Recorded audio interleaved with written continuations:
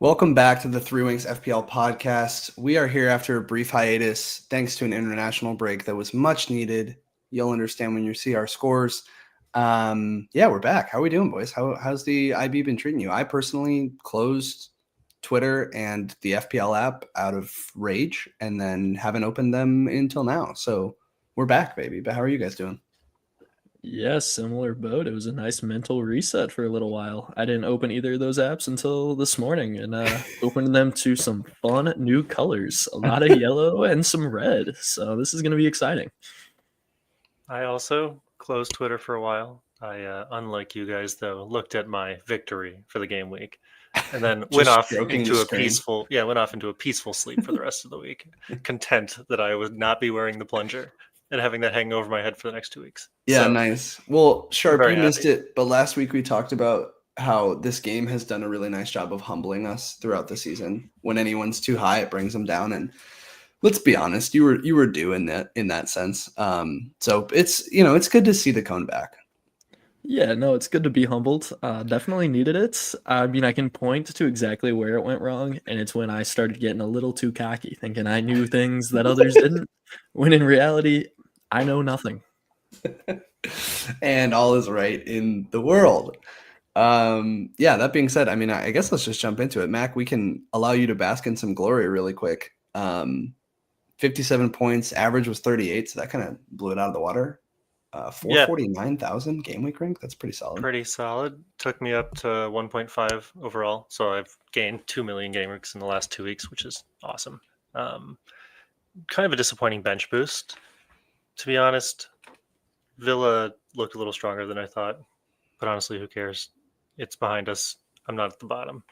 Pretty good week. I think we were all in the same boat on that because I was literally on Twitter defending starting Senesi this week because I thought he was going to haul, right? We I think talked about this briefly on the pod last week that Villa were second to last in XG in the league, and I was like, Senesi, DEFCON, clean sheet, like he's got options, he's got routes to points, does absolutely nothing. Really, Yeah, brutal stuff. I didn't need to worry about it because I obviously bench boosted, but I think I would have stood behind the decision of starting him too, for what it's worth. Like, it's a bummer that they didn't put it together, but oh well, is what it is. The bench boost altogether wasn't great, 7 points. So not even 8 for just having them all play, which was a bit of a bummer, but that's okay. Is what it is. And now that at least that chip's out of the way, and I needed to get it out of the way ahead of a structural change. Just potentially thinking about getting rid of 3 strikers. So yeah, that's kind of it. Not a lot to report. I think you guys will be in a relatively similar boat. If you want to get into your teams. Kind of a brutal. I forgot about the Semenyo miss penalty. Kind of a brutal, because that could have been a big haul there. Yeah, I think if that had gone in, I would have been on an awesome bench boost. Right. So brutal didn't work out that way, but I'm not gonna worry about it. I had other opportunities to bench boost this year where I didn't do it and could have had potentially even a greater amount of points. So there's no woulda, shoulda, could you on this. I'm just happy it's out of the way. I genuinely am. Yeah. Well, Sharp and I probably both should have bench boosted this week because we both had Igor Thiago on our bench, which is just phenomenal. Just love to see it. Sharp, talk us through the team. I mean, look at that game week rank, baby. That is staggering. 9.5 million. That is impressive. And considering that dropped me to 433,000, I mean, I was getting up there. I'd put together a good amount of green arrows, and then the last 2 weeks really brought about the humbling. So yeah, I would have loved Thiago coming in. Dan Burn being a dumbass and shipping goals doesn't help the squad. Having Semenyo in there talking about helping a bench boost would have just been nice to have points on my starters, but it is what it is. A lot to leave in the past here. A lot to look forward to in the future when I have more points on my bench than damn near in my starting lineup. Yeesh. Yeah. Yeah, a lot of flags to look forward to in the squad as well. That's always exciting. Yeah, I can tell you all 4 of those yellows popped up. That red's there for a game week. So me and my 1 free transfer are going to be fighting for our lives out here. Jesus. Yeah, Hits FC is back. But it is worth noting, like, a sub 500K overall rank is still phenomenal territory to be in at this point in the season. Like, there's so much time left, and to be that low is really good. So props to you on that. I'm not happy where I'm at, but just the momentum is the hard part to deal with right now, right? Because I had built it up for so long. It would have been nice to just maintain or continue with those green arrows. So it's tough to have to like rewind and figure it out again, because I think I was ahead of the 8 ball for a lot of this, and now I'm definitely behind the 8 ball and need to adjust some things. Yeah. Well, along those lines, I thought my way of getting back ahead of the 8 ball was a wildcard 10. Since then, things have gone pretty fucking brutal. It's nice to know that I picked Tiago on that wild card and just not to use him, just to play him when he blanks. That's always stellar. The Newcastle Brentford game was a shocker. Like that just felt like kind of a reminder from the league of where we're at. Of, you know, we've talked up for a long time now, basically since our Newcastle episode, how good Newcastle are defensively. And not only did they not keep it clean, they really didn't keep it clean. They let in 3. Thiago scores twice. So everything I thought I knew, out the window. But this is good. You know what I mean? We're going into an international break, or coming out of an international break, with just chaos, which is always, chaos is a ladder. Let's, you know, figure it out. I think having double Newcastle defense, I keep seeing that as just like a great differential, and it's freaking me out right now. Jury's out on if Gabriel is indeed out for a little while, as is rumored out of this international break, if double Arsenal defense is still the way. Is it worth replacing him with another Arsenal defender? Is it worth going with somebody else? Van Dijk is on the table. Obviously, Liverpool's fixtures start to turn, so there's some conversation to be had there. And then the thing that we've talked about every week is the Palace wheels falling off, and that certainly hasn't happened yet.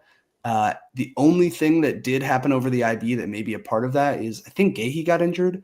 It's uncertain of like how long he might be out or what have you, but went off with injury during an England game. So yeah, we'll see what comes. But I think there's quite a bit to talk about with regards to what our future plans might be. So on this episode, we're going to try to build a wildcard squad as a group, which could just be a chaotic effort, you know, to try to put our 3 brains together. But I think that'll really help us kind of get back to where are we at, what kind of plays do we want to make going forward? Because I think it's easy to feel a little bit lost at the moment with kind of what's gone on. Yeah, it's a big transitional game week. You know, I think we always knew that 12 would be a huge flip between the Liverpool fixture suddenly getting amazing and stuff, but then also just a ton of unexpected injuries from high-owned players over the international break. So pretty excited for this wildcard squad, because I truly don't know what's coming, right? A lot of locks are now injured, like Gabriel.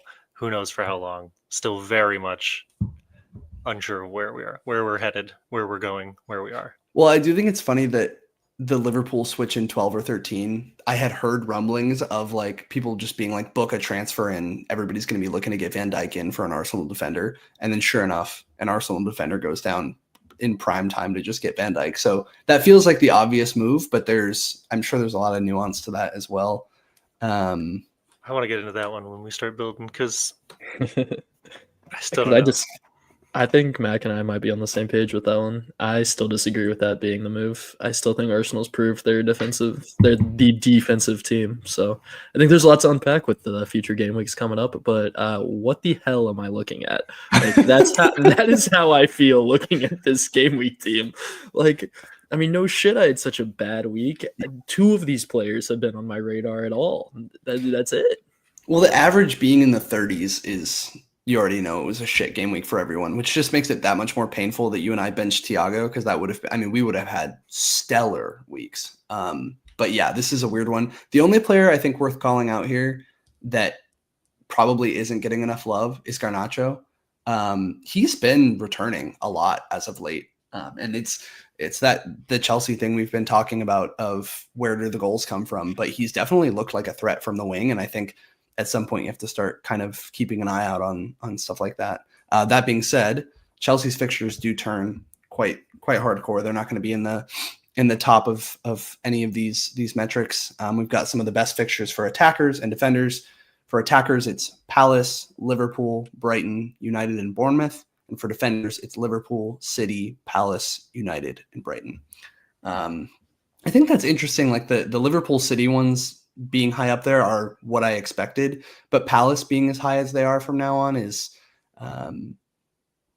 it feels like the rich are getting richer. Like that's a team who's just done really well this season, and then their fixtures are going to continue to favor them.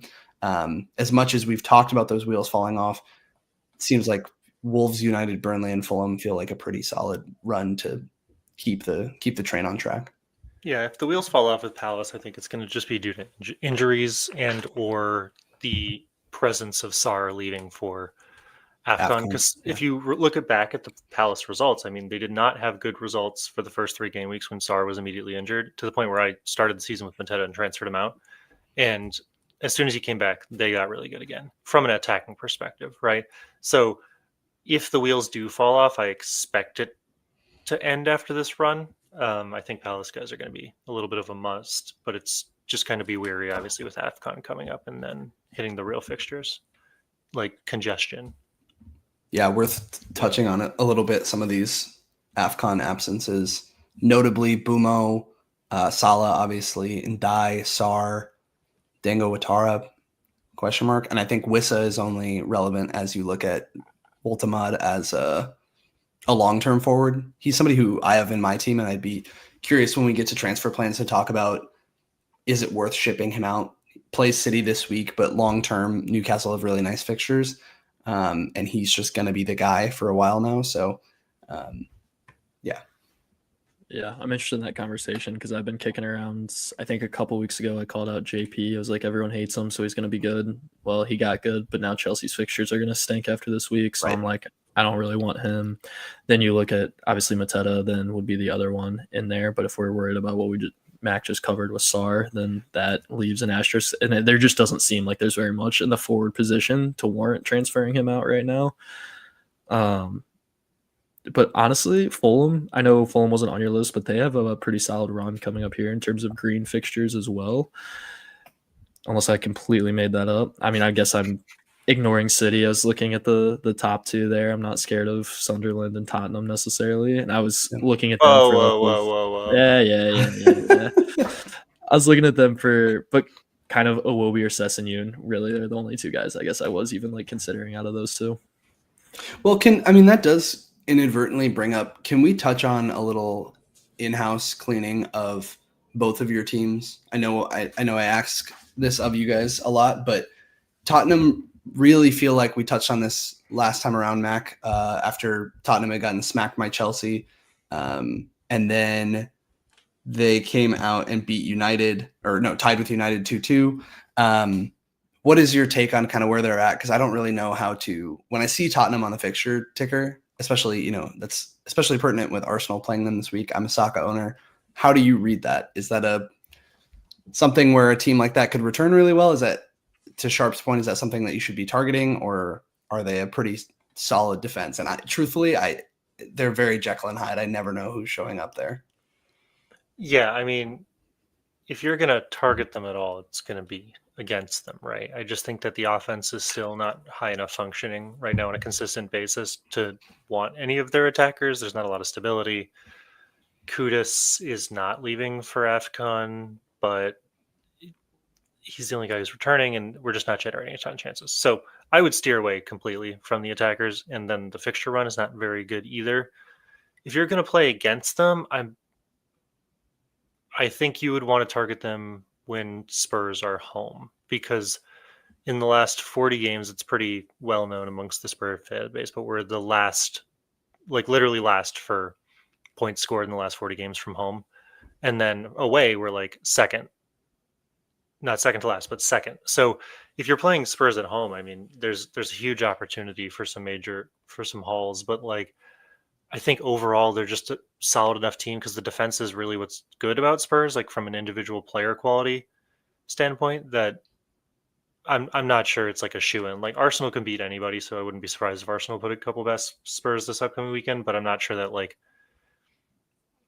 when they play like a Fulham, you're going to expect those guys to go off or something, So I think selects fixtures, if it works, sure. I wouldn't be too scared of them if they're home, but I'm not like free hitting against Spurs necessarily, Yeah, I got you.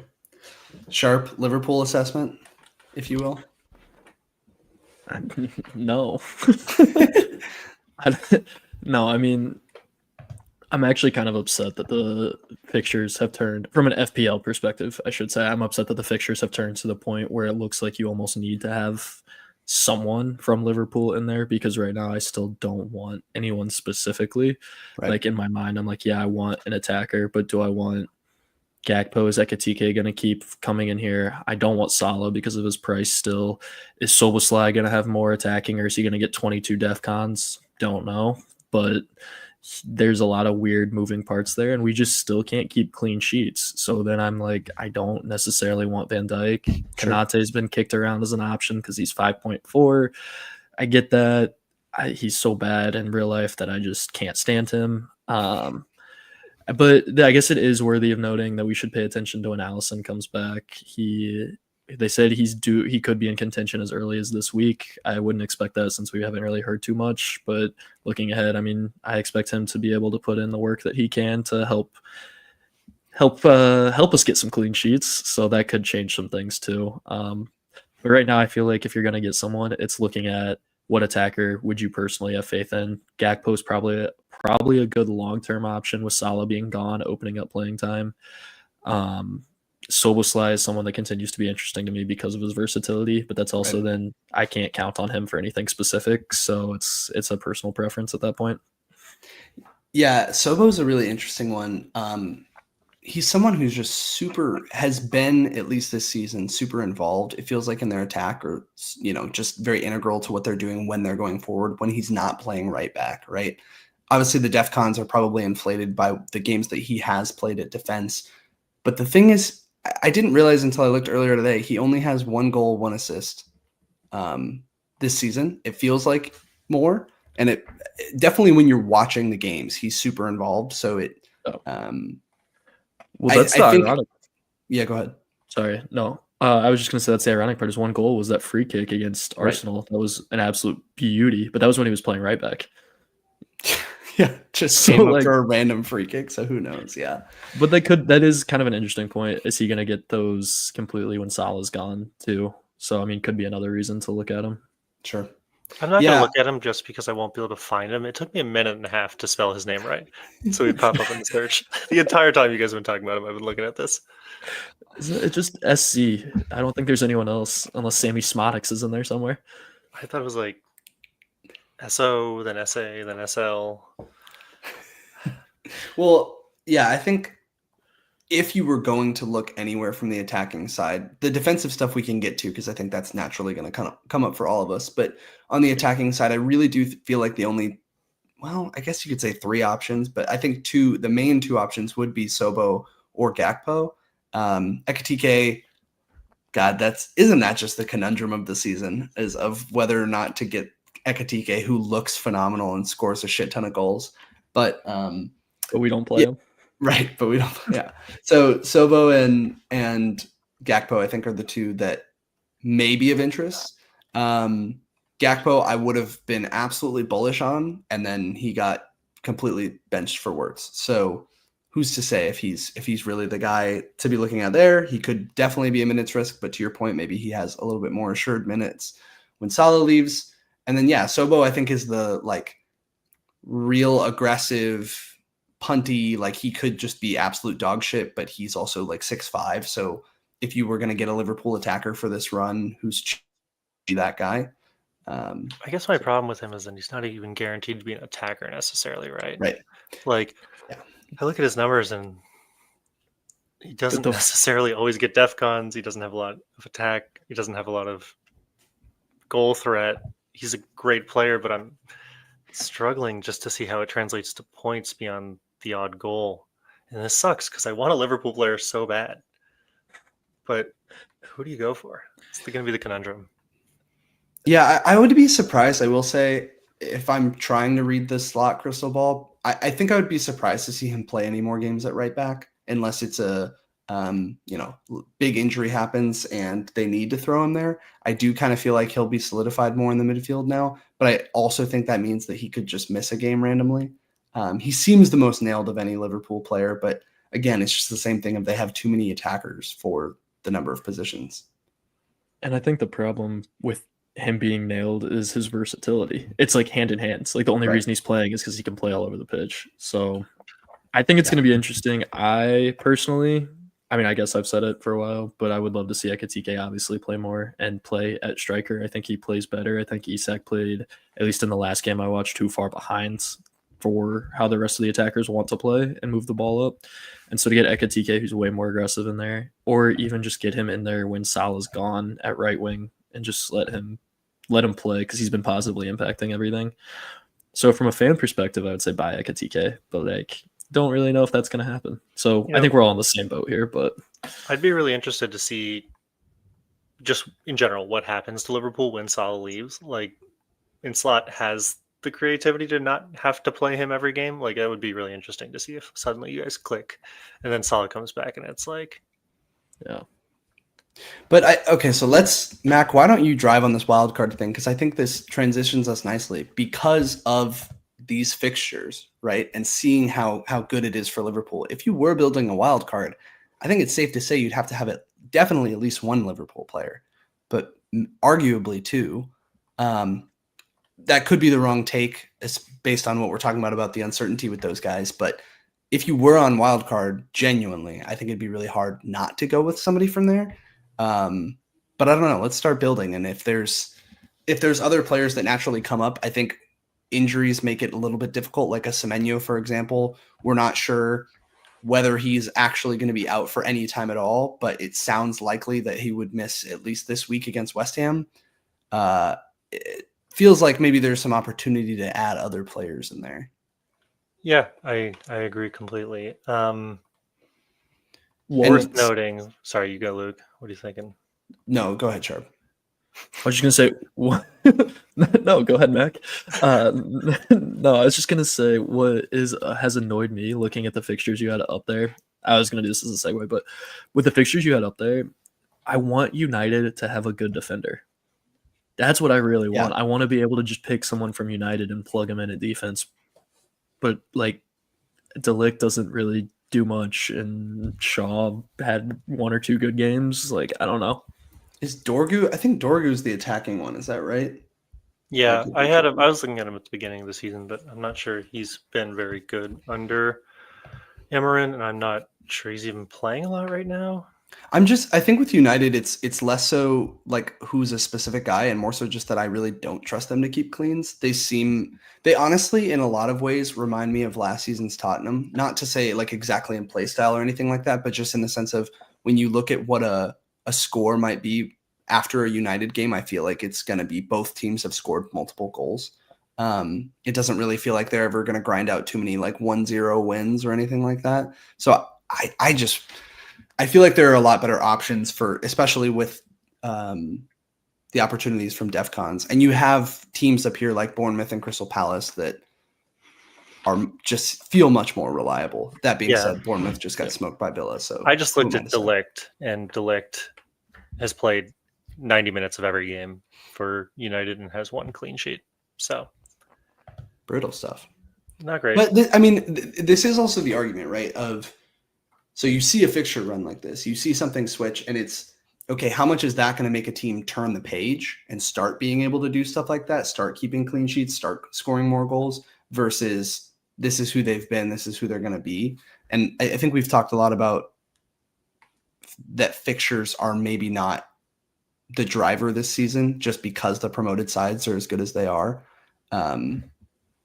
So yeah, maybe, but yeah, I think in the United sense, I'm not feeling any like FOMO on not having a United defender. I have to agree. Well, let's just get into it. Maybe it'll fit. Who knows? You want to zoom a little bit, Mac? Yeah. What I was going to say is worth noting. I have the highest like team value, depending on how you want to look at it. So using Sharp and Luke's fake stat, I have 100.9. Using the real stat, I have 103.2. Whatever way you want to fall in that debate. However, just to be clear, you can buy $100.9 million worth of players. Sure. Right. Yeah. Okay. I'm just saying. One of these days we'll look it up and like calculate out who is right. But I don't actually know. Mac, what do you mean? Like, what would we calculate out? I don't understand what you mean. If you go to FPL, it tells you the team value. Right, somewhere. but you can buy 100.9 pounds worth of players. But That's that's it. because That's the dealio. I understand your argument. I'm just saying you're wrong. Like, you tell me what your arbitrary number means. You tell me what it represents, and then we can have an argument. Until then, this is the number. What it Well, means is that's the what he value needs of to your go players, calculate. but you That's it. guys He needs to lose. go figure that out. But you lose stuff when you transfer people out, right? Like, because it rounds down to the price. So you're Mhm. losing. I understand what you guys are talking about, buying power versus like mine's from the baseline of 100 mil Sure. that we all started with. Sure. Well, what we're doing right now is we're building a team with the value you have. Sure, So sure. let's run You know, that. either way, I have the highest. So fuck you both. Facts. That's why we're using my team. I'm actually just not going to listen to anything you guys say after that brutality. So, okay, I feel like something you have to have, regardless of their fixtures not being like stellar go forward, is an Arsenal defender, at least one, right? And so yeah, minimum. then begs the question, who's the best Arsenal defender? I saw Calafiori pulled out of the Italy squad. So not to say that that's necessarily an issue, but if I was building from scratch, it might be enough to tip me to go elsewhere. So yeah, Timber I think is a good pick. Raya, arguably. They're all. I know the fixture swing, so they have Tottenham, Chelsea, Brentford, Villa, Wolves, Everton, but like it's Arsenal who have had the best defense, and at some point, if Arsenal want to win the Premier League, they have to win these games, and they have the highest chance of getting a clean sheet. So in my mind, even if their defense is slightly porous now, probably still just worth having at a minimum one of them. And Definitely. So I'm slotting in Timber temporarily because he's the only one who's not evidently injured.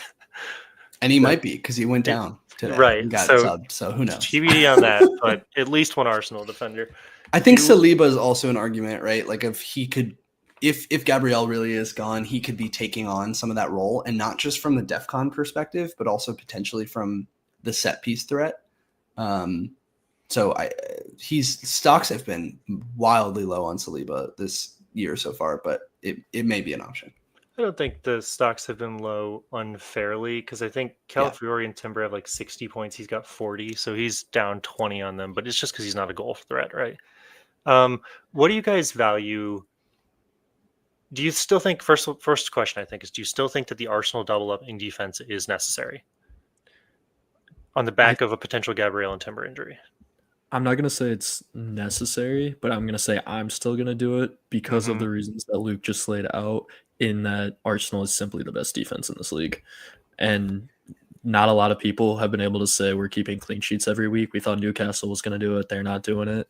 So just based on their history and the way that they play the game, even though Gabriel's out, you look at Saliba, and I know we're talking this season. I'm up on Saliba because he last year was the guy getting the DEFCONs. He is that second header threats that can come in. Like, I think he's got a lot of opportunity here that if he can step up and take on that time and not be the guy getting subbed out, then he's going to start giving us more points. Something also worth thinking about there, though, is if Gabriel is out, and let's say it's Mosquera who's been subbing in when Saliba's been injured, because we have these 5 free transfers coming in 16, I wonder if you could go for a player like that I'm not. Can you look up his price, Max? Or Mosquera? MOS, yeah. Any other guesses? Oh, I'm at the goalkeepers. I was going to say it's definitely MOS. Let's see. MOS. 5.4. Only 14 points. Still not that cheap. Jesus. But just not getting a lot of minutes. But obviously, right, he's not starting over Gabriel Saliba. So I guess if the minutes come consistently. Yeah. So in theory, he could be an option. But I think it's the double Arsenal defense thing. To what Sharp said, I don't know if coming into this pod I would have said that you have to have it go forward. I think it's an opportunity to take it on. But if you look at the teams who have really good fixtures going forward, who's a team that has a blend of both good fixtures going forward and that I trust defensively? Not that many, you know. I think Senesi provides great. Yeah, Palace. That's it for me, I think. Yeah, and I think Palace even, if Gahey is indeed carrying an injury coming out of the IB, that is the exact fall off that I'm like, okay, I don't want to touch that then, because they have European games and I just don't. And Richards has been injured going into the IB. I just worry about them in that sense. And me personally, I'd love to say I'm comfortable to take that on, but Wolves, United, Burnley, Fulham looks so good. So yeah, it's probably worth having one. Even from an EO coverage perspective, it's probably worth having one. So yeah, okay, put a Palace defender. All right, but last thing on the Arsenal defense. So we pretty unanimously agree you need 2 of them. Where do you stand on Raya versus Saliba? Because Raya has more points right now. Like Saliba has 39, Raya has 54. Is there something to be said about just going for Raya and just not having to worry about a goalie position? Or are you still trying to do the double up of the more attacking Arsenal defenders? I think Raya is a really fair option. Obviously, the cost is what's working against him, but same type of thing we're talking about with other defenders. Looking at goalkeepers, so Royce from Sunderland is the top scoring keeper this year, and he's at 4.7. Mm-hmm. So that's stellar, but their fixtures are absolutely awful, and you really have to start thinking that Sunderland's fall off is going to come soon. Sharp and I both have Nick Pope. I still think he is potentially an option because of how many saves he gets, but this is recency bias talking, but as somebody who's just burned by how bad Newcastle have been defensively the last couple of games, I don't know if I'd be eager to hop on that. And so then, yeah, it starts to run a little bit thin of like teams that have both good fixtures and a cheap-ish keeper. I think maybe the only one to go with would be the Bournemouth goalkeeper. Who is it? Petrovic. Yeah, so he's 4.5. So that would be if you wanted to go the cheap route, maybe you go with him and somebody that rotates well with him, or you go him and Dubravka and just try to go ultra cheap and kind of pray, I guess. So yeah, their next few: West Ham, Sunderland, Everton, Chelsea.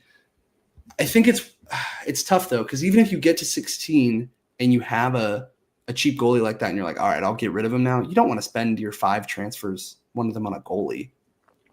So you probably do just want someone set and forget. So I can see the argument for Raya. Where do you guys stand on that? I mean, I have Raya. That was my whole argument towards getting Raya. The thing is, when I got Raya at the time, Arsenal weren't quite scoring exclusively headers because I wildcard in game week 6, and that's when I brought Raya in. So maybe just the trends weren't as known. Like, a couple defenders had got a couple header goals, but I was like, sure, this will dry up. Now I'm not so sure. If you were wildcarding this week, I think I would probably say get the double Arsenal center backs. I've kind of wished. I've been a little envious of those who have had them, but it was never worth making a transfer in my case, right?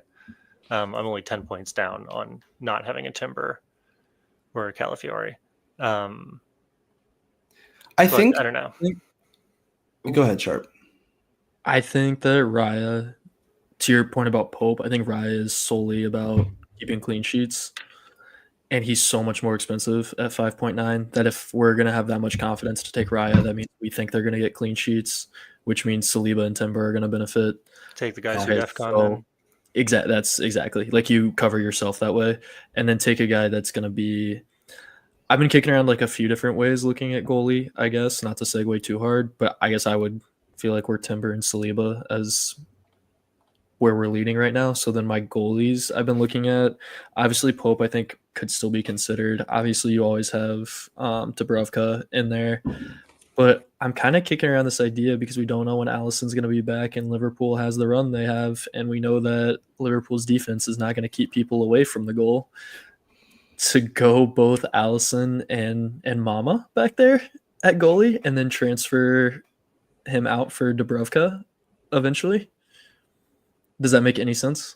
Transfer out Mama, or yeah, once he's done, like once Becker's back, because you get Alisson at a cheap price, like 5.4, he's lost value throughout. So then you have just I can't really not spell Alisson. Just put Becker. See, I never know what they go by. Like, it doesn't pull up search results if you search their first name. So it's like I search Bruno all the time for Bruno Fernandes, and I don't go beat up Fernandes. Yeah. But Sharp, did you not say that Alisson is training like now to potentially be back this upcoming week?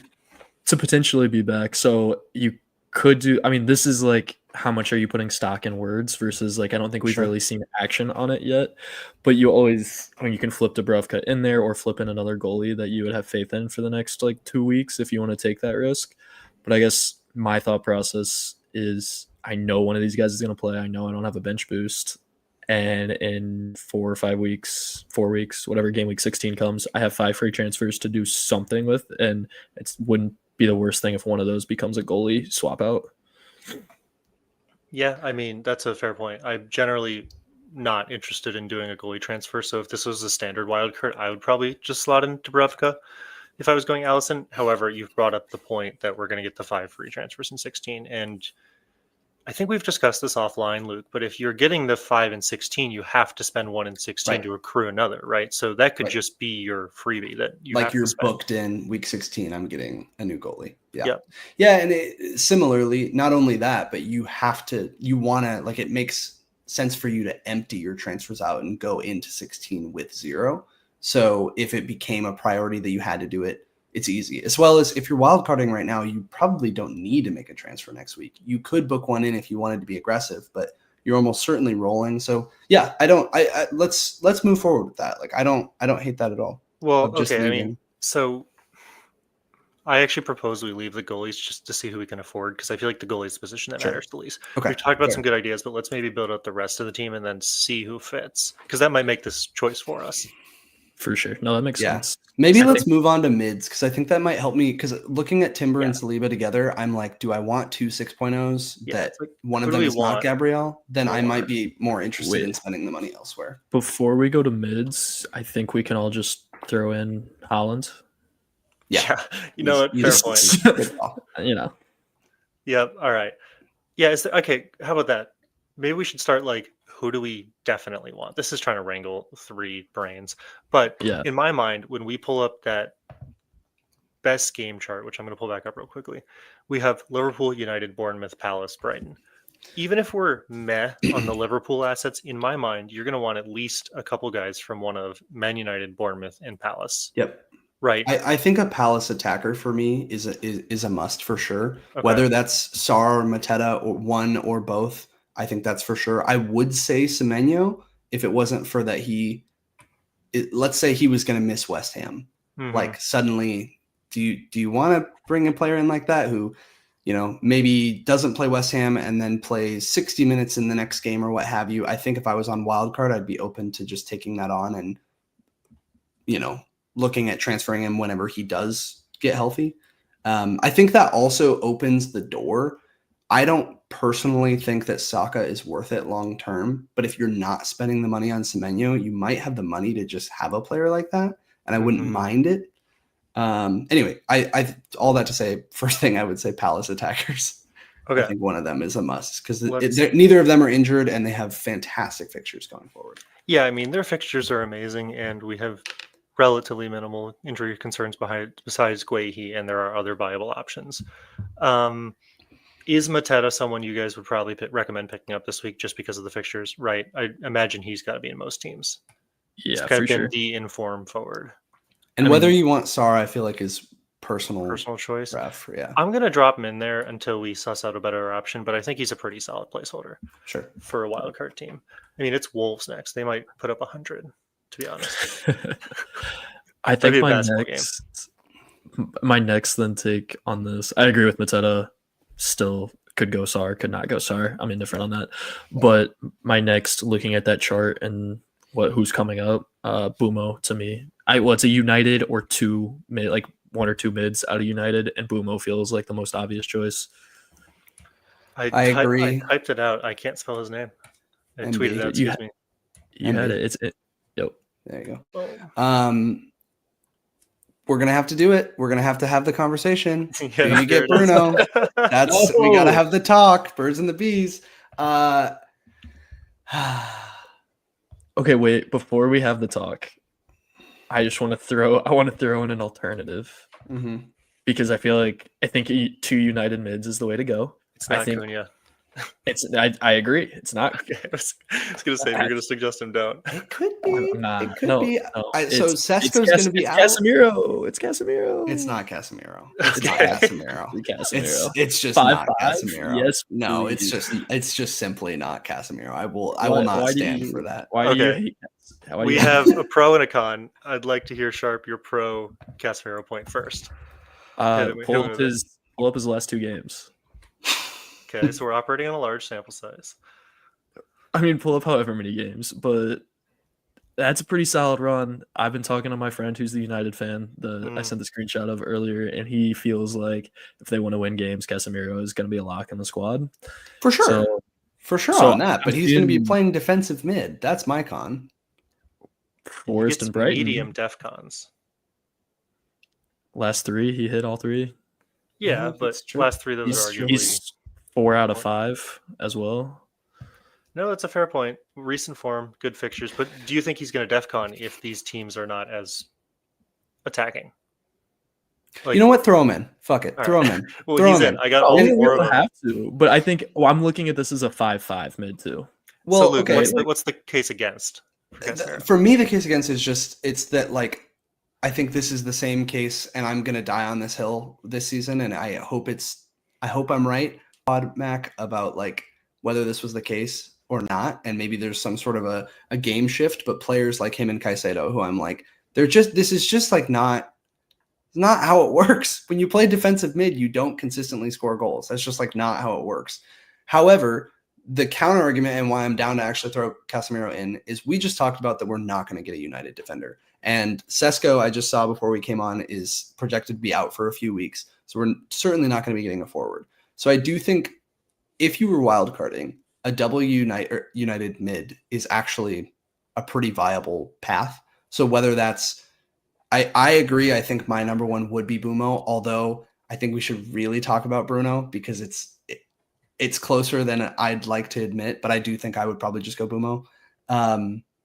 Between Bruno and Casemiro, I think you could actually have some arguments. And if nothing else, we can just leave Casemiro in there as a cheap option of, like, for me, my cheap option when I wildcarded was Dewsbury Hall at 4.9.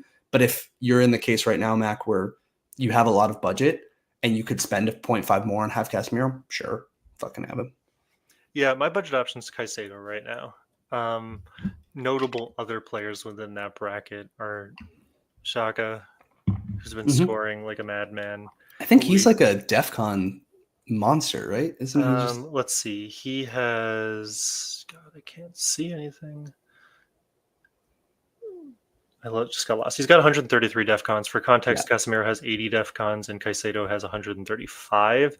So Xhaka is putting up similar numbers to Caicedo. Yeah. But Casemiro's lagging in sort of the DEFCON thing. He's gotten 2 goals, which I'm happy about, but I'm not convinced those are going to be...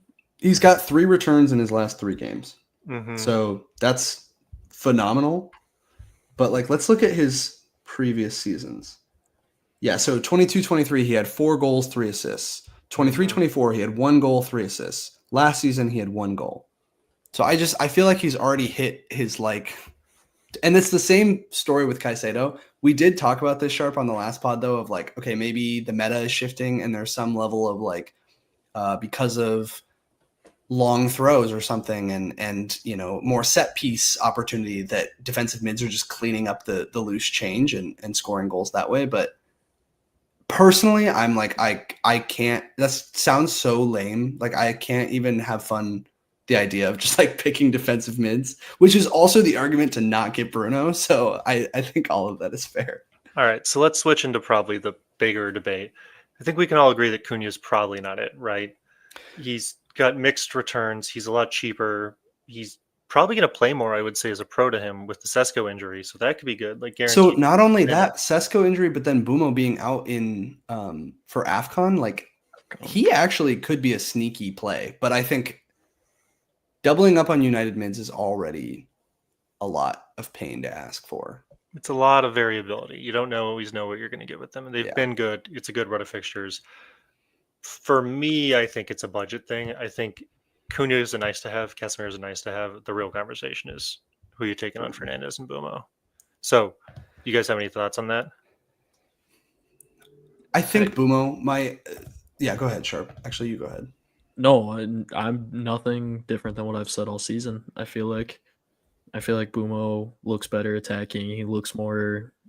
I like the way he plays. I like the corner. I know they both have corners, but I think he was putting more balls on target earlier in the season. We've talked about his underlying stats. I have a lot of faith in Bumo overall, whereas Bruno is still good, but I feel like he's kind of a PK Like, that's what I'm relying on to an extent. And given the amount they've already had this season, if we're going to go like law of averages with Caicedo and Casemiro, like same thing goes, like how many pins can you possibly get in one season? Yeah. I agree. If nothing else, it's a mental health pick to not go with him. So all right. So the three Wanks are aligned then that it's probably Mbeumo, and you're saving a little bit of money. Worth noting, Mbeumo has 60 points, Bruno has 50 points, and some of those are with a penalty. And there's the argument to be made that if Bruno didn't miss, he'd be like second penalty or second point score or whatever, but he did miss. He has 50 points. Mbeumo is low risk just because of the transfers that you get in 16, right? If this was a normal year, I think I maybe could see stronger arguments for Bruno, because you wouldn't have to transfer him out, but you're going to get 5. So temporarily locking in Mbeumo. I would say... Go ahead. Actually, I'm going to jump. This may be just like we don't need to even go here, but we should probably just briefly mention we are going in Game Week 12 when Liverpool's fixtures are turning. Are we overlooking Salah? Would it be beneficial to do the Haaland-Salah draft? Well, okay, so this is what I was going to say, though. We're talking about those 3 transfers. Like, there's plenty of them, but you now have 3 guys you have to transfer out. So there's 3 of your 5. True. Good point. Good point. Yeah, I mean, you are stacking on the transfers, but if you want to get really aggressive and then utilize those transfers, if you think that there's high enough points to be had in these next couple of games, because they are phenomenal, it could be crazy. Well, okay, but actually, though, are they? Because, okay, West Ham have started to, I feel like the Nuno ball setting a bit of a rebound. Yeah, so they've done okay. Sunderland, I'm out of like things for Sunderland because they continue to just be good. So I'm like out of saying anything. So maybe in the short term they're not as. I think in the long term they're phenomenal as well. So I'd be happy to keep somebody from Liverpool, but maybe going that aggressive with Salah isn't the play. I mean, I think for me, like, honestly, I'd probably pick him up because at least he's the guy who is going to try to attack. Like, Gakpo might not even play, but Salah's going to play. Right. I just guess it depends on who you're sacrificing. Like, who are we missing out by having Salah? And right. Probably the answer is a whole bunch. That only leaves us 37 mil to fill. Yeah. Like yeah, 8 positions. So happy to leave him in if we want, but I mean, Gakpo's the only other real midfield option, unless we're looking like overts. No. Salvazai.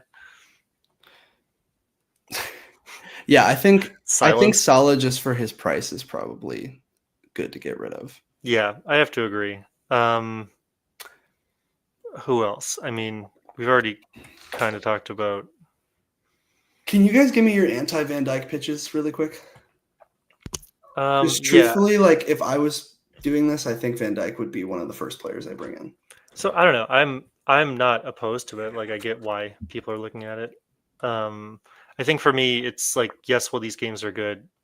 I mean, honestly, I could see them cleaning in all 3. So I think that is one of the things. Even if Nuno ball setting in, I still don't know how attacking I expect Forest and West Ham to be. I think the problem is everybody's been labeling him as like some DEFCON monster, but he has 120 DEFCONs, which is a lot. But if you look at the DEFCON thresholds, he's only gotten it in just under half of his games so far. I think he's gotten it 5 out of the 6. Yeah, and you got to think if they're playing, less likelihood for him to get them. Yeah, it's a little bit weird. I haven't been able to like pick out a consistent pattern, but they've had such a large run. But if you look at Burnley as like an indicator, maybe that's only 6, and then he didn't even get DEFCONs versus Arsenal.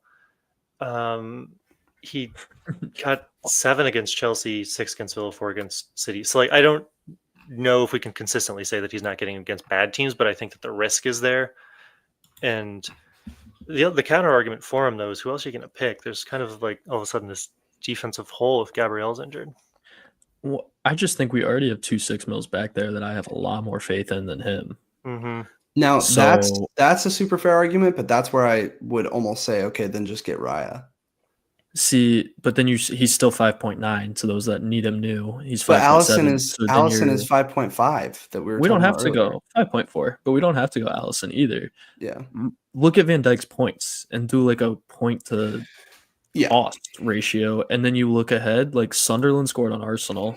Okay, I'm taking that out. Like we're gonna give up a goal there, and I don't think we're going to keep it clean in the next two. We'll keep one of them clean and the other one not. So I'm basically paying for one clean in the next three. All right. Fair enough. Okay.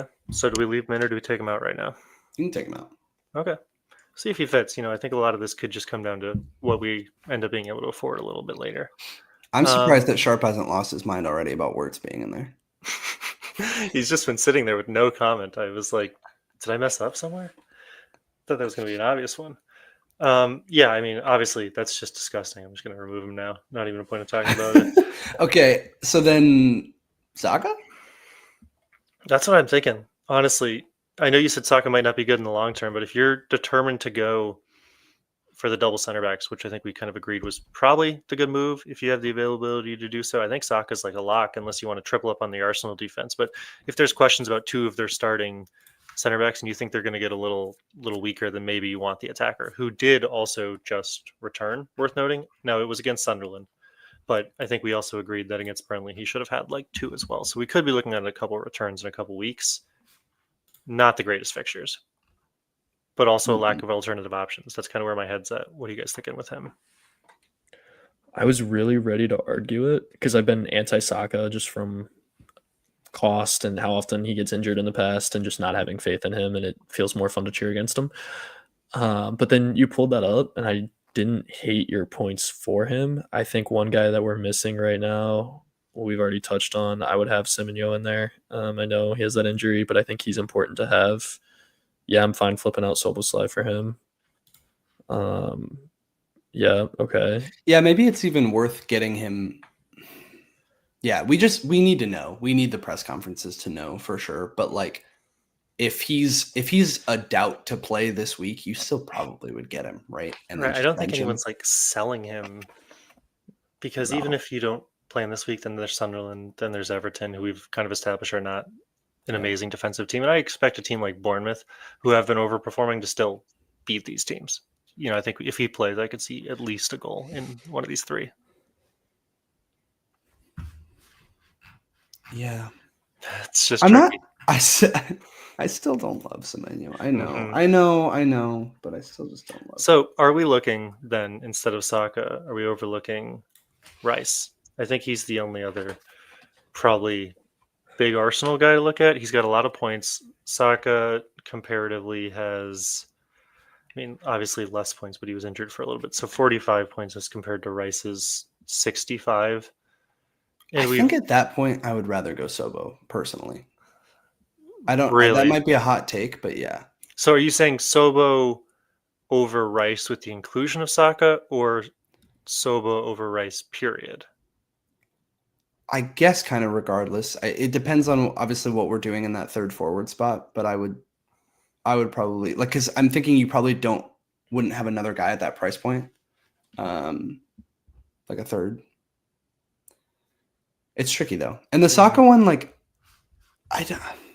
the only reason to have him, I think, is the lack of alternatives. Like, I'm not really sold on Saka either. I just don't know who else you would have. You can come to me on the dark side and have Eze. Yeah. I know it's I'm not arguing for it in this situation, but I have enjoyed having him as like Fair. He's fun to watch. Yeah. Yeah, fun to watch. He returned when Saka didn't or hadn't yet, so that was fun. Yeah. Do we know when Odegaard comes back? Good question. No. I do not. I saw that he provided a positive update on his knee, but who knows what that means? Yeah, probably a couple of weeks. Vague and non-specific. Yeah. All right. Let's talk about the third striker spot then. All right. So probably Thiago. Yeah, go ahead. No, I was going to say exactly that. Thiago probably is who we're going to look at. Thiago or Voltamad. I think that's the only other option there. And I think he has a tough matchup against City this week, but after that, it's really a pretty solid run. Everton, Tottenham, Burnley, Sunderland, Chelsea, United, Burnley. So there's an argument to be made, but I think Thiago is just great value for money type of vibe. I just think he's great value, and he's the second highest scoring forward, and I know that you could say that he's gotten his last two. Weren't these both pens. They weren't both pens against Newcastle, but they were certainly both pens against United, right? He had 1 pen against United, 1 pen against Liverpool, and then I don't remember. 1 pen against Newcastle, 1 pen against Liverpool. I don't remember against United. I could be making that up. How do you guys feel about him? You both own him. Is he just a keep because of his value for you guys, expecting that he might have mixed returns? For me, I actually didn't view Voltamod as the alternative. I think he is an alternative, like in terms of the entire forward position, but I think in this third one, you really only it's him. I think it's Danny Welbeck. And if you don't have Welbeck, I think you need to have Mente or someone else when you look at the Brighton fixture run. I thought they were high on the sheet that we had. Maybe not. They're high on the fixture run. I was going to ask if we were overlooking them as well, but I know that often those decisions are made more on your budget guys. So it is worth noting that Mac, that Brentford, after this Arsenal fixture, their run is just super clean for a long time. I think if they didn't have Arsenal in 14, they would probably be close to tops. I think that's a fair point. Yeah, at least they're 17. I mean, I would be comfortable playing Thiago against Burnley, Leeds, Wolves at a minimum. So if he's a rotational striker and you're looking to play aggressive in the next couple of weeks, I would be comfortable playing him in at least those 3 games. And then you're not like, one of the reasons that I bench boosted last week, I suppose, to get into some of that was because I wanted to kind of take Woltemade out.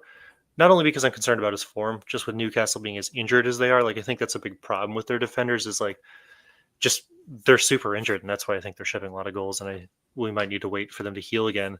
But also, I didn't love the structure of having 3 high-priced forwards up front. Yeah. I felt like I was missing out on a lot of the variability in the midfields and the easy moves. So I was looking to get out of him anyways. I think he's the guy between, in my current team, Mateta, Holland, and Woltemade, the guy to go, potentially. Now, he does have fairly good fixtures coming up in a couple weeks.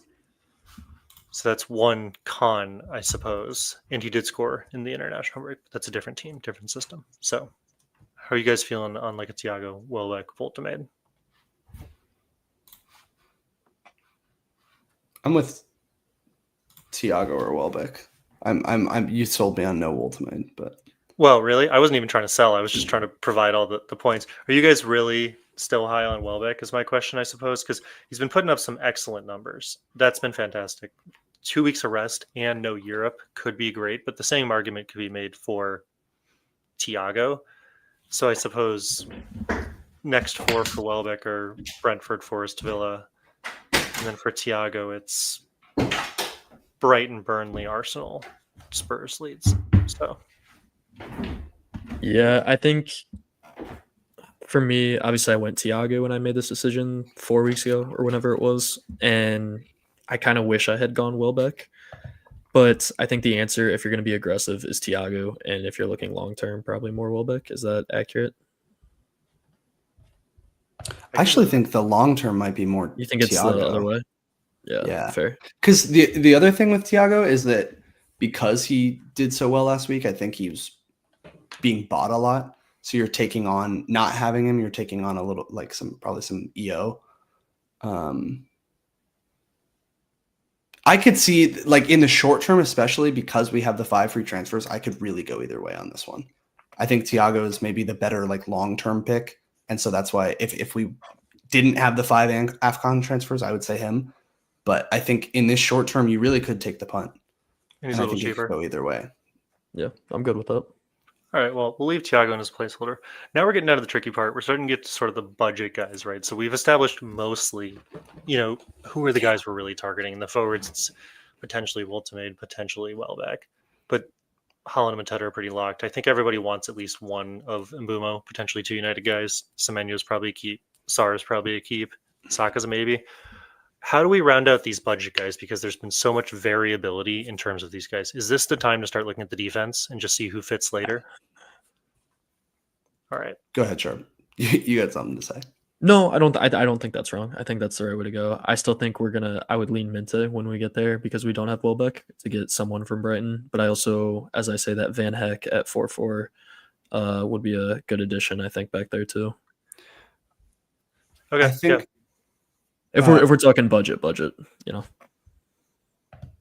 I feel like Senesi is probably somebody that you should just have just because of the def cons and having good fixtures. That feels like an easy one. Mm-hmm. And they've kept a ton of clean sheets. Even if they've had a couple down weeks, those were against hard teams. Yeah.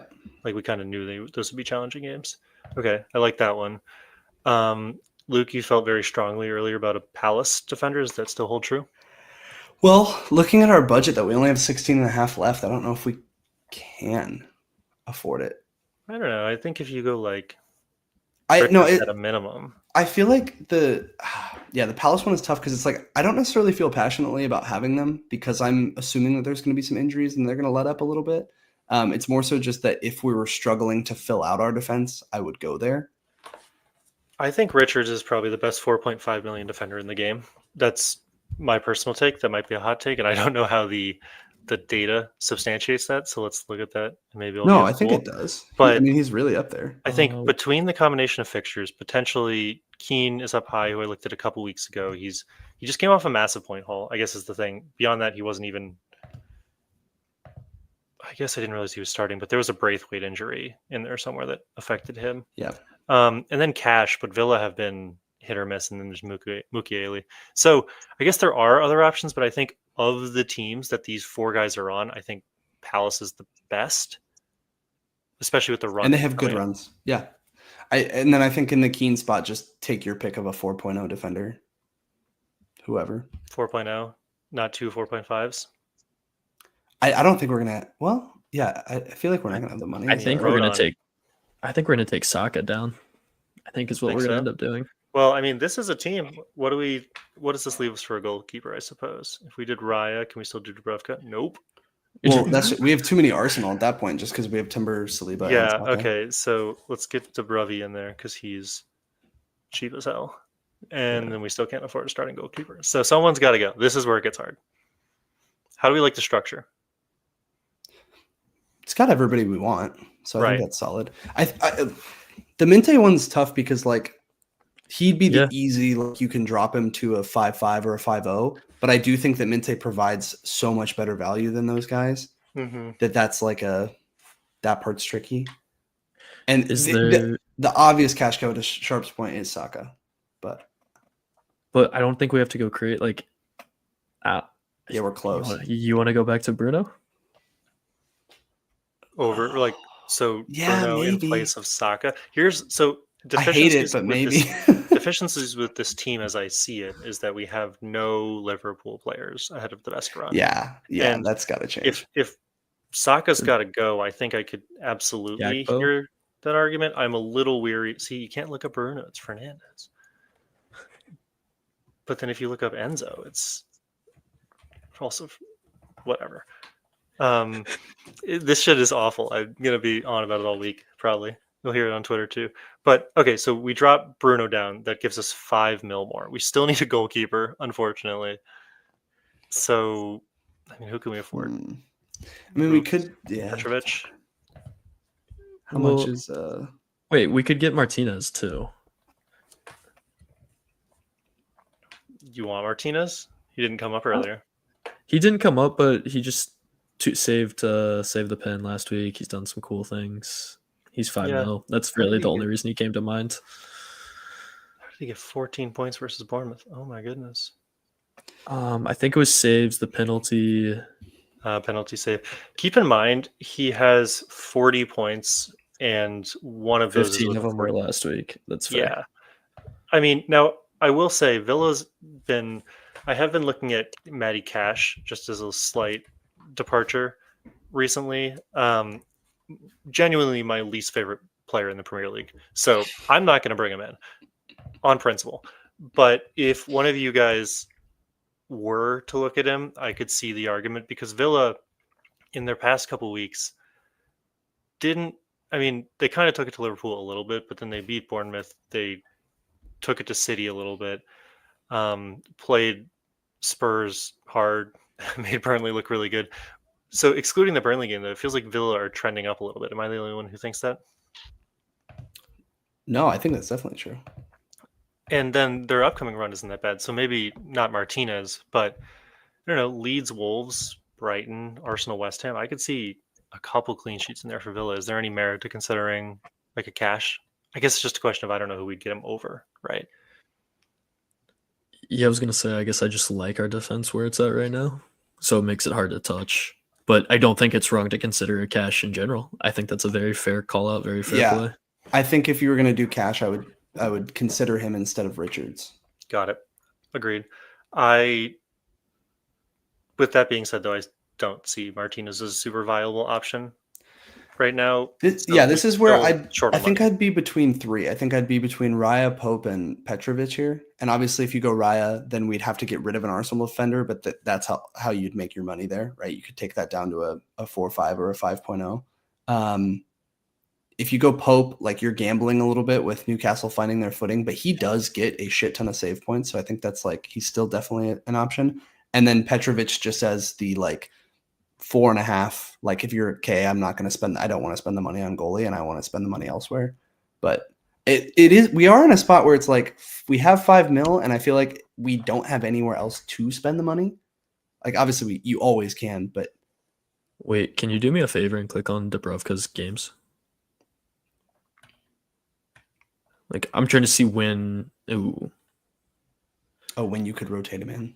Yeah, basically. That's why ultimately I picked Raya, is because with all of these keepers who are on like suboptimal teams, at some point you need to rotate them. Like, I think it's a bit of a misnomer in my mind with goalkeepers to say like Roofs is the best goalkeeper, because he goes off for 10, 10, 8, 8, and then it's 1, 2, 2, 2 versus Raya is just banging on 6, 6, 6, 6, 6, 6, 6, 6, like barring the occasional game where they actually concede a goal. Like the problem is with like a budget option is that you have to actually play them in the game that they're going to score, and that's not always a 1-for-1 on like the on paper fixture. So if you're not going to go expensive goalkeeper, then I think you can't play Dubrovka, because you have to rotate them, and his games are awful. Another thing worth pointing out. I'm also kind of pro Raya, and my only reason is that as much as we talked about that Saliba could have potential outlets to points, I think he could also easily, like, let's say a couple of games without Gabriel, he's not hitting DEFCONs, he hasn't gotten a header, he hasn't gotten any attacking returns. You're going to be like, damn it, why am I spending 6 mil on Saliba when I could just do Raya?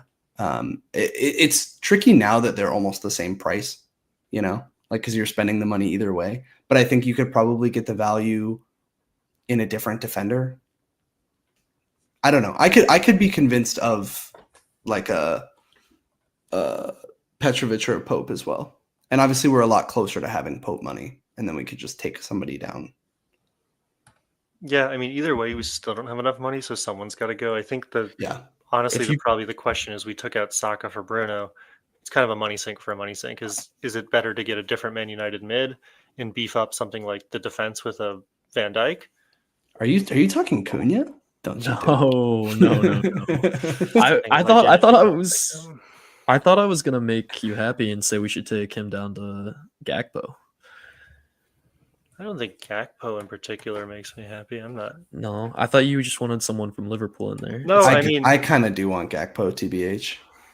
I think his upside is just so high over the next few that I'd be willing to take the gamble. I'm just nervous about his minutes all of a sudden because it's 60, 90, 30. Yeah. No, that's the right thinking for sure. But I mean, so you slot him in. Now we have 1.2. I mean, he frees up a lot. Then that's the thing, because then you can go back and Richards.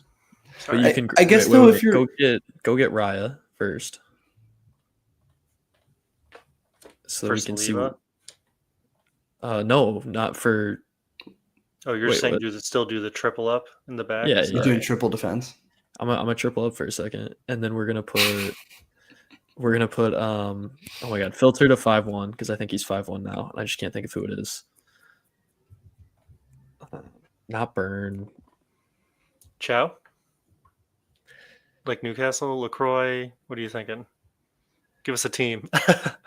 No, I think it was LaCroix. I think is who it was, but I don't know if that matters then because all we did was get rid of Richards. Basically. I mean, I've been contemplating that move for half the season. Like, is it better to just upgrade Richards to a higher scoring Palace defender? As a Richards owner, I think it could be, right? Like, if you're going to spread out the funds anyways and you want to take a shot on a Liverpool asset, maybe this is the move. I also just wonder if maybe you just shouldn't get Gakpo at all. Like, maybe if Van Dijk, if we're unsure about the Liverpool attack, maybe you just have to go Van Dijk for the cover, and that leaves you 6-8, which is still like, we can't do it with Raya in or Saliba. You could sacrifice one of those and get like a Rice, double up on the man. Just really quickly, fuck Liverpool, man. Fuck Liverpool. The fact that we're sitting here in game week 12 where they have this insane run and being like, can't get any of them. Fuck that. That's so stupid. I hate them. Yeah, fair. I'm not happy about it either. All right. Where does this leave us? What's our final team? We built a wild card, kind of. What are we locking in?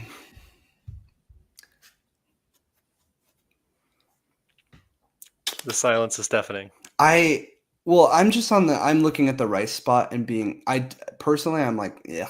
And so I'm like, do I like agree. Saka or Bruno there? Because like basically, is Saka worth the extra $1 million? He probably isn't, but it's close. Like Saka provides so much upside attacking, right? So pros and cons, right? Saka has better attacking threat, I think, than Bruno. Bruno has arguably more routes to points. Saka with Gyökeres out has penalties. So I think you'd want Saka, but just would you want Saka for $1 million more? Like he keeps you from doing so much. As soon as we get Saka in, we're going to have to start talking about what Arsenal defender we're taking down and that kind of stuff. So he just creates such a blocker. I don't know. But he also is just like in a time where you could set and forget. He's pretty set and forget. Is he going to get injured? Almost certainly. I don't know. Okay. Well, as it stands with the guys in the team and me having the most transfer budget, controversial subject, couple other things to keep in mind. Most people will probably have Gabriel. So if we get some clarity that he's not injured for a long period of time, people decide to keep him. That's a little bit of budget getting taken away. It really does feel like dumping out Saka is going to have to be something that most people take unless Semenyo's injured long term. We have to dump him out too. Then we free up a lot of cash to maybe keep a Saka or double up on the United mids. Yeah, this brings us back. Okay, yeah, just go back to Bruno. And we just still don't have a goalkeeper. So if we're locking in Pope as like a good alternative, we can't actually afford Bruno now. Fernandez.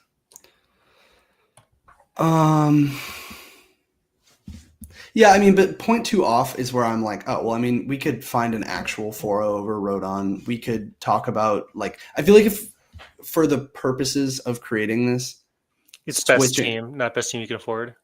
Well, I was going to say, like, I feel like Minte, like, if we dropped him down to, like, a 5-5, it's, like, the difference between that and what we're talking, like, is fine. Oh, man, Caicedo was... Oh, Caicedo. Yeah, you can do that. There you go. So if you're... And at that point, you know what? Throw in Casemiro. We'll just do the United triple up. Okay, and now I click confirm, right? Yes, like exactly. Right here. Yeah, take a 24-point hit. Yes. Yeah, definitely. Only 24, not bad. So this is it. This is the 3 Wanks wildcard squad. Triple up Casemiro with Fernandez, Mbeumo, and Casemiro in the midfield. No, I'm taking that motherfucker out. No, that was a bit. Dude, maybe you do put a Minte there and then you do like Saliba to Mosquera. Because, okay, what you just brought up about the Gabriel thing, I think is very real in that no matter what, you're going to have to bring him back, right? Mm-hmm. Like, right? Because he's just the best defender in the game by a mile. So it's like when he is back, you're going to want him back. And it's a question of where do you get that money from? So having somebody like Mosquera that you know you have to get rid of, fine. Maybe Gabriel comes back in 16. You use 2 of those transfers in your defense. I don't know. But I guess you're having to do quite a bit of transferring there because you have to transfer out Mosquera, transfer in Gabriel, and then find the money elsewhere to fund it. But I don't hate that in the short term. Because if we do know Gabriel is out, then you have a cheap starting Arsenal defender.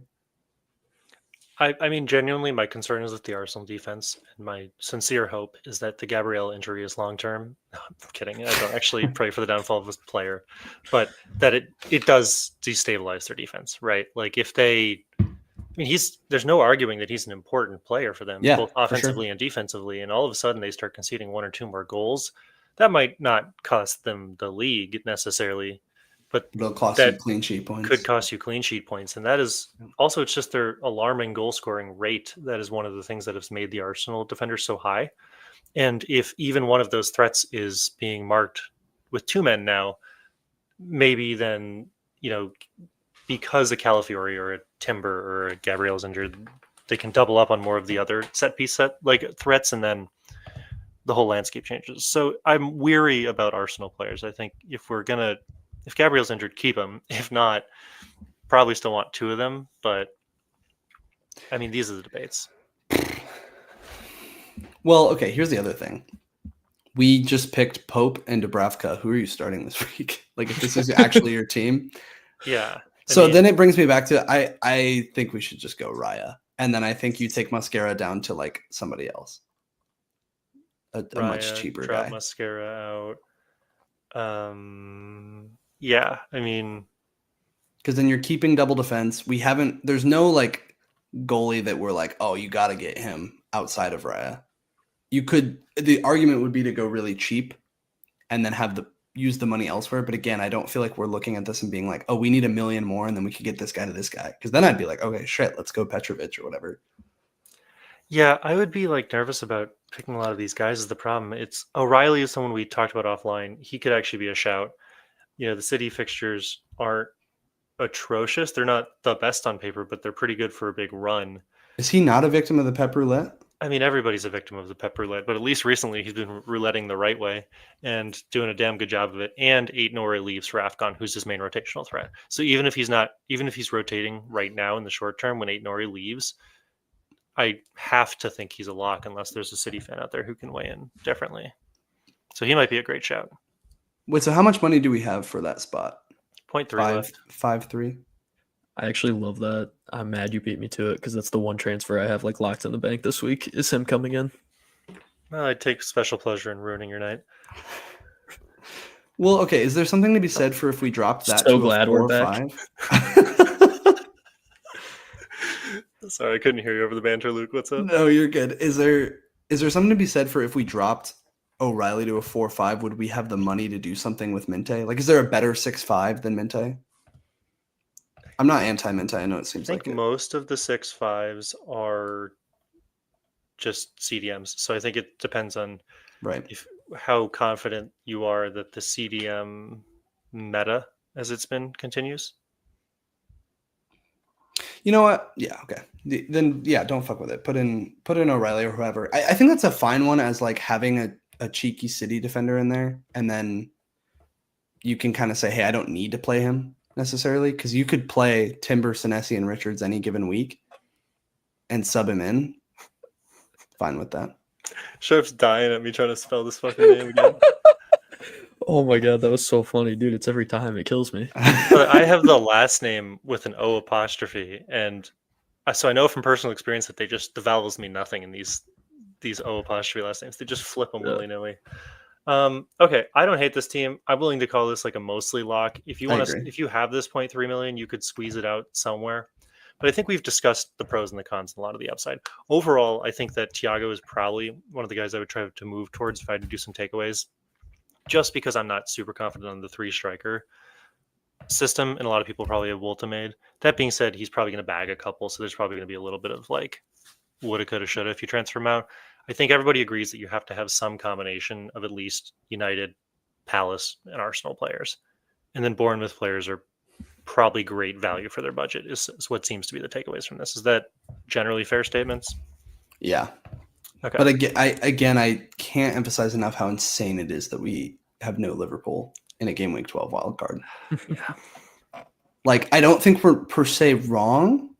I just think it's wild. I just, again, wish they were priced appropriately, and they won the Prem last year. So who's to say that they wouldn't have been good this year? But it's a bummer that you can't play around with them a little bit more. Like all of these Arsenal guys have risen significantly, and they're just hitting Van Dijk level. Yeah, damn. All right. Damn. Well, we're at an hour 20. Do we want to call it, or do we want to do transfer plans, or is that going to just send us into a tizzy? Where are you guys at? I'm happy either way.